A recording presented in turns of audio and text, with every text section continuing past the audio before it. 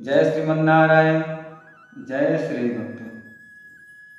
प्रिय भक्तों, चलो चलें एक कदम ब्रह्म की ओर में आप सभी का स्वागत है।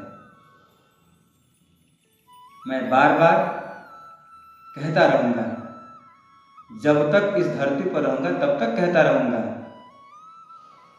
कि चलो चलें भ्रम से दूर ब्रह्म की ओर, क्योंकि मैं चाहता हूं कि हम सभी का कल्याण हो। और कैसे होगा? जब हम भ्रम से दूर हो जाएंगे।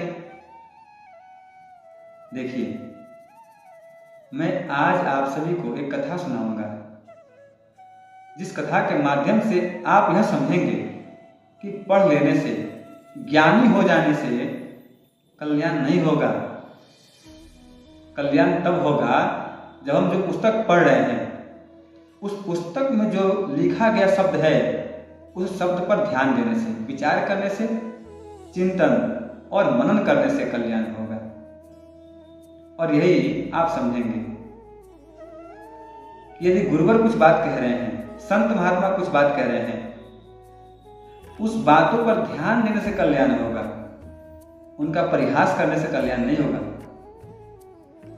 तो यही आप इस कथा के माध्यम से समझेंगे। आप समझिए, आपने देखा होगा कि बहुत से लड़के हैं जो आईएएस की तैयारी करते हैं, अर्थात कुछ ना कुछ उच्च पद प्राप्त करने के लिए पढ़ाई करते हैं, पर उसमें से कोई कोई ही निकल पाता है जो आईएएस बन जाता है। क्यों? पढ़ा तो सबने है, एक ही विद्या है, परंतु जो आईएएस बना है ना, उसने हर शब्द पर ध्यान दिया है, अपने ध्यान को केंद्रित किया है, समझा है, तब वह उस पद के लिए नियुक्त हुआ है, तब वह उस पद के लिए योग्य हुआ है। तो यही आज आप जानेंगे। प्रिय भक्तों, एक पंडित जी महाराज थे। वह काशी से पढ़ करके घर जा रहे थे। जब घर जा रहे थे तो रास्ते में बारिश हो गई।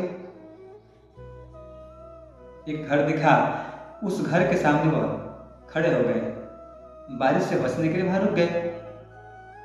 भक्तों, कथा ध्यान से सुनिएगा, तब समझ में आएगा। जब रुक गए तब तक एक मृतक वहां से निकला।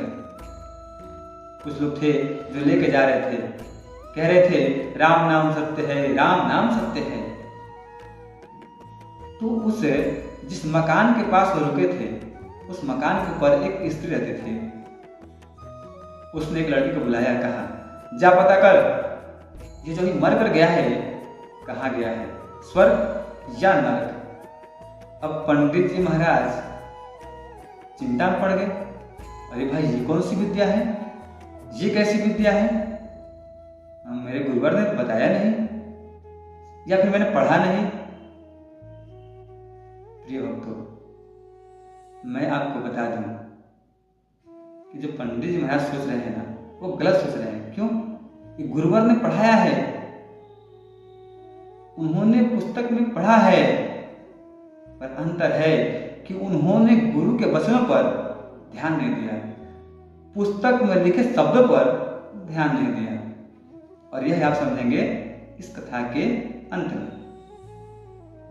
अब पंडित महाराज कह रहे हैं, अरे ये लड़की कैसे पता लगा लेगी कि यह मरकर कहाँ गया? अरे कोई पता नहीं लगा सकता, आज तक तो किसने ऐसा पता लगाया नहीं। तो पंडित महाराज ने कहा, चलो ठीक है, देख लेते हैं यह लड़की कैसे पता लगाती है। अच्छा, यदि पता लग जाता है तो अच्छी बात है, यह विद्या मैं भी ग्रहण कर लूंगा, मेरे काम आएगी। वह लड़की गई और कुछ समय बाद घर आई। तो उस स्त्री ने पूछा कि पुत्री बता तो, यह मरकर कहाँ गया? तो लड़के ने कहा, माता, ये जो अभी मरकर गया है, यह नरक में गया है। अब पंडित जी महाराज फिर चकरा गए, अरे कैसे पता लगा ली कि नरक में गया? ये तो बड़ा ही काम का विद्या है, लगता है मैं विद्या प्राप्त नहीं कर पाया। अच्छा ठीक है, चलता हूँ, इन्हीं से पूछ लेता हूँ, पता लग जाएगा इस विद्या के बारे में। अब पंडित जी महाराज जैसे ही उस स्त्री के पास और लड़की के पास जा रहे थे पूछने के लिए, तब तक दयोग से एक और मृतक गुजरा।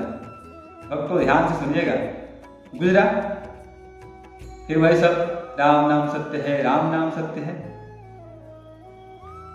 तब तक उस स्त्री ने कहा, जा पुत्री पता कर अब यह कहाँ गया।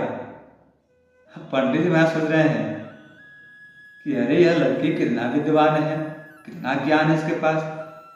एक का पता लगाई कि नरक में गया है, अब दूसरे का पता लगाने जा रही है।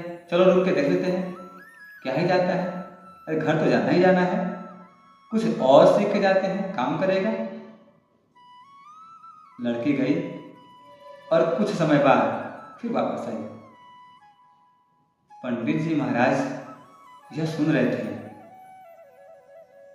कि अब लड़की क्या कहेगी। तो स्त्री ने पूछा, पुत्र ये बता, अब यह जो मरकर गया ये कहाँ गया। लड़की ने कहा, माता यह जो अभी गया है ना, यह स्वर्ग में गया है। अब पंडित जी महाराज पूरा चकरा गए। चलो देखते हैं, अब पूछते हैं, बिना पूछे हम रहेंगे नहीं। गजब की विद्या है भाई। हाँ देखो तो, लड़की पता लगा ली प्रभु के सिवा, या जो त्रिकालदर्शी हैं उनके सिवा कोई नहीं पता लगा सकता, ये पता लगा ली। चलो पता करते हैं। पंडित जी महाराज उस स्त्री के पास गए और बड़े आदर से कहा, माता कृपा करके बताइए कि कौन सी विद्या है, कौन सा मंत्र है जो आपने जागृत किया हुआ है। कैसे पता लगाया कि जो व्यक्ति मर कर गया वो नरक गया और स्वर्ग गया, ऐसा क्यों, कैसे कैसा पता लगा लिया। तो भक्तों उस स्त्री ने कहा कि आप मुझे माता जी मत कहिए। क्यों? क्योंकि मैं एक वेश्या हूं। तो ब्राह्मण देवता ने बड़े ही सरल भाव से कहा, हे माता, इस सृष्टि की सारी स्त्री मेरी माता और बहनें हैं, इसी नाते आप भी मेरी माता है। स्त्री प्रसन्न हुई और कहा, ठीक है पंडित जी, मैं बताती हूँ कि एक नरक तो एक स्वर्ग कैसे गया।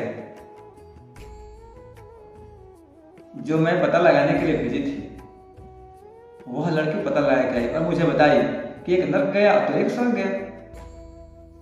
तो पंडित जी महाराज मैं उसे बुलाती हूँ, उससे आप पूछ लीजिए। अब पंडित जी महाराज कह रहे हैं, आज तो गजब हो गया, मैं बड़े बड़े विद्वानों से पढ़ के आया, काशी से पढ़ के आया, लेकिन आज मुझे एक छोटी सी बालिका से सीखना पड़ रहा है। तो ज्ञान छोटा और बड़ा नहीं होता, जहां से मिले वहीं से ले लीजिए, कल्याण हो जाएगा। अब पंडित जी महाराज ने उस लड़की को बुलवाया और कहा, पुत्री ये बता कि कौन सा विद्या है, कौन सा मंत्र है, तुमने कैसे पता लगाया कि एक व्यक्ति जो मर कर गया था और नरक में गया और दूसरा जो गया वो स्वर्ग में गया, कैसे। तो लड़की हंसी और बोली कि महाराज जी आप जानते हैं, परंतु आपने जो विद्या ग्रहण किया है, जो पुस्तकें पढ़ी हैं, उस पुस्तकों में लिखे गए शब्दों पर ध्यान नहीं दिया है। जब मैं कहूंगी तो आपको ध्यान आ जाएगा। ठीक है मैं कहती हूँ, सुनिए। महाराज जी जब पहला व्यक्ति गया मरकर, जब लोग लेके जा रहे थे, मैं उन लोगों के पास गई, पता लगाया कि व्यक्ति कहाँ का है, किस मोहल्ले का है। मैं उस मोहल्ले में गई, देखा कि घर में कुछ लोग रो रहे थे। महाराज जी मैं समझ गई कि इसी घर का व्यक्ति मरा था। अब मैंने क्या किया कि उनके पड़ोसियों से पता लगाया, सुना, समझा, तो लोग आपस में बातें कर रहे थे। महाराज जी अच्छा हुआ ये मर गया, धरती का बोझ था, इस गांव के लिए श्राप था। वो रोज झगड़ा लगाना, झूठ बोलना, विवाद करना, ऐसा ही काम करता था। ठीक हुआ, अच्छा हुआ कि आफत टल गई। तब मैंने अंदाजा लगा लिया महाराज जी कि यह व्यक्ति अवश्य ही नरक में गया है। तो पंडित जी महाराज ने कहा, हाँ ये तो लिखा है, पर एक बात बता कि दूसरा व्यक्ति स्वर्ग गया, ये कैसे पता लगाई तूने? तो लड़की ने कहा, महाराज जी ठीक उसी प्रकार से मैं दूसरे यहाँ के मोहल्ले पहुंची, वहां भी पड़ोसी के अगल बगल गई, पता लगाया तो लोग कह रहे थे, हाय राम राम राम, भगवान ने क्या गलत किया। भगवान बड़े कठोर हैं, उन्होंने इस व्यक्ति को उठा लिया जो रोज गांव में दान पुण्य करता था, यज्ञ करवाता था, यदि किसी को कुछ हो जाए तो रात रात भर जगता था, अर्थात धर्मात्मा था। प्रभु ने इसे उठा लिया। ऐसा कहा करके रो रहे थे। मैं समझ गई महाराज जी कि यह व्यक्ति स्वर्ग में गया है। तो भक्तों, पंडित जी को यहाँ समझ में आ गया, अरे ये तो लिखा है, हाँ पुत्री लिखा है, गुरुवर ने पढ़ाया है, मैंने ध्यान नहीं दिया, पुस्तक में लिखा है, मैं शब्दों पर ध्यान नहीं दिया। लिखा है कि अच्छे कर्म करने वालों को सदगति की प्राप्ति होती है और बुरे कर्म करने वालों को दुर्गति होती है। तो लिखा है, मैंने ध्यान नहीं दिया। तब पंडित जी समझ गए। इसलिए भक्तों, मैं बार बार कह रहा हूं कि भ्रम से बाहर निकल जाइए और ब्रह्म को प्राप्त कर लीजिए, क्योंकि संसार कोई आपका नहीं है। हम भी तो यही कर रहे हैं, आप सभी तो यही कर रहे हैं। संत महात्मा कुछ कह रहे हैं तो आप उनके बातों को विपरीत तरीका से समझ आ रहे हैं। ऐसा मत कीजिए, सुनिए, समझिए। अगर आपको कोई बात लग रहा है कि इस बात से मेरा कल्याण नहीं होगा तो उसे छोड़ दीजिए, और जिस बात से कल्याण होगा उसे धारण कर लीजिए। ठीक वैसे ही जैसे श्री रामचरितमानस में रावण का भी है और राम जी का भी है, तो श्री राम जी के ही गुण को ले लीजिए, कल्याण हो जाएगा। रावण के गुण को मत लीजिए। उसी प्रकार से हम जो कह रहे हैं उसको सुनिए। यदि हमारी बातों में आपको ऐसा लग रहा है कि इससे मेरा कल्याण नहीं होगा तो मत लीजिए, इससे मेरा कल्याण होगा धारण कर लीजिए। बस इतना ही सी बात है। भक्तों, आप पुस्तक पढ़िए, श्री रामचरितमानस पढ़िए, हनुमान चालीसा पढ़िए, जो पढ़ना पढ़िए, पर शब्दों पर ध्यान दीजिए, तब कल्याण होगा। श्री रामचरितमानस बार बार कहते हैं, आप लोग कहते हैं ना, लिखा गया है ना कि प्रातः काल उठ के रघुनाथ माता पिता गुरु ना वही माथा, पर मानते आप नहीं हैं क्योंकि आप भ्रमित हैं। जिसकी आप कथा सुन रहे हैं वही सुबह उठ करके पहले माता, फिर पिता, फिर गुरुदेव को प्रणाम करते हैं। फिर आप किस भ्रम में हैं? वही माता, वही पिता, वही गुरुदेव आपका भी कल्याण करेंगे। उनका सेवा पर्याप्त है प्रभु को प्राप्त करने के लिए, इसीलिए उनकी सेवा कीजिए, इसीलिए माता पिता की सेवा कीजिए, क्योंकि उनकी सेवा पर्याप्त है उनको प्राप्त करने के लिए। प्रिय भक्तों, आज की कथा यहीं तक। फिर मिलते हैं हम एक नए भ्रम को लेकर के अगली कथा में। तब तक के लिए जय श्रीमन नारायण, जय श्री हरि।